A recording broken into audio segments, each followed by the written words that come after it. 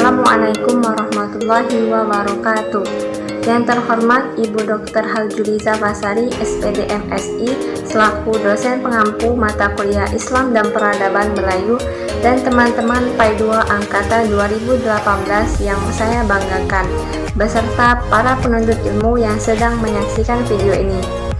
Perkenalkan, kami dari kelompok 11 akan memaparkan materi kami yang berjudul Perkembangan dan Dinamika Islam di Wilayah Melayu Myanmar mengenai problematika Rohingya. Berikut materi yang akan kami paparkan. Selamat menyaksikan. Assalamualaikum warahmatullahi wabarakatuh. Baiklah, saya Zikra Hayati, NIM 1810202073 akan memaparkan materi mengenai kondisi politik dan sosial, perkembangan dan dinamika Islam di wilayah Melayu Myanmar. Di dalam bidang politik, sejak diberlakukannya Konstitusi 1974 telah melebur 3 lembaga pemerintah, yaitu eksekutif, legislatif, dan yudikatif di bawah People Assembly. Dalam konstitusi tersebut, pemisahan dan kemerdekaan dalam peradilan tidak diperkenankan, dan sistem satu partai masih diberlakukan. Negara menyebutkan Burma Socialist Program Party atau BSPP sebagai satu partai politik yang akan memimpin negara.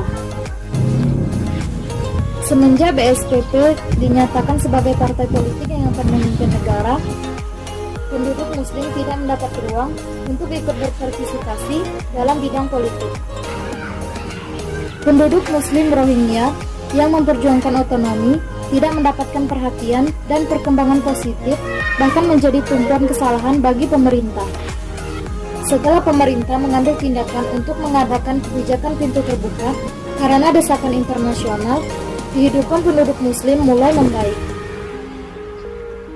Dalam bidang sosial, dengan mengacu pada Konstitusi 1974, pemerintah berusaha meningkatkan pelayanan sosial dengan membentuk FSO yang bertujuan untuk meningkatkan moralitas seluruh bangsa, meningkatkan kebanggaan dan integritas bangsa, memelihara dan menjaga kawasan budaya dan karakteristik bangsa, serta berusaha meningkatkan kesehatan masyarakat.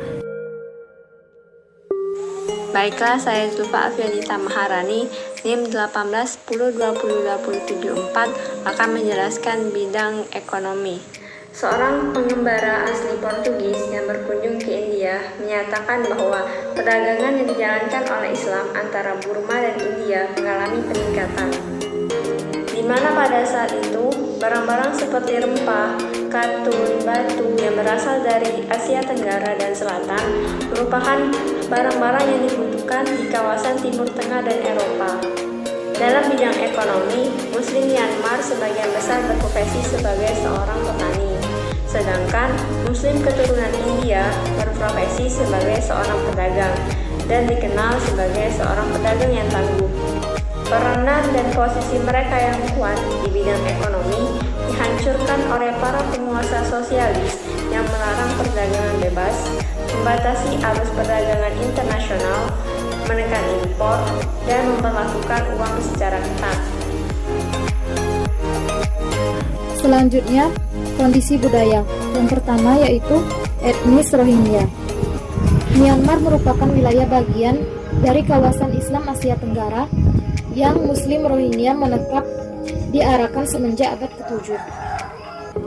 Komunitas Muslim di wilayah Arakan tidak didominasi dari satu etnis atau etnis tertentu layaknya Indonesia, Malaysia, dan Brunei.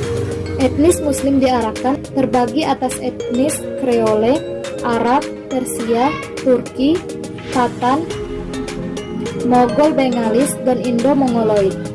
Jadi, etnis Muslim yang tinggal di wilayah tersebut didominasi oleh banyak etnis, bukan hanya satu.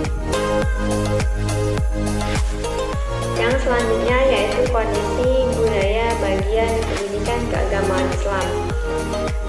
Modern Skidmore dan Trevor Wilson menyimpulkan bahwa Islam telah mencapai pantai Arakan semenjak 712 Hijriah melalui perdagangan jalur laut yang dikenalkan dalam bentuk tasawuf dan sufi.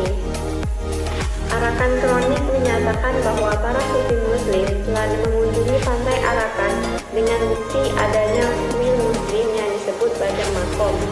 Muslim minoritas di Myanmar bermazhab Syafi'i, di mana masjid dan madrasah menjadi tempat perkembangannya. Selain itu, bahasa yang digunakan dalam pendidikan keagamaan yaitu bahasa Urdu. Islam di Burma terus mengalami peningkatan, di mana dibuktikan dengan ada 2.620 masjid, kemudian ada 6.000 lembaga pendidikan Al-Quran. Selain itu, Al-Quran juga diterjemahkan dalam bahasa Burma, dan buku-buku keislamian juga diterjemahkan dalam bahasa Burma. Itulah penyampaian materi dari kelompok kami. Lebih dan kurangnya kami mohon maaf. Saya tutup dengan wassalamualaikum warahmatullahi wabarakatuh.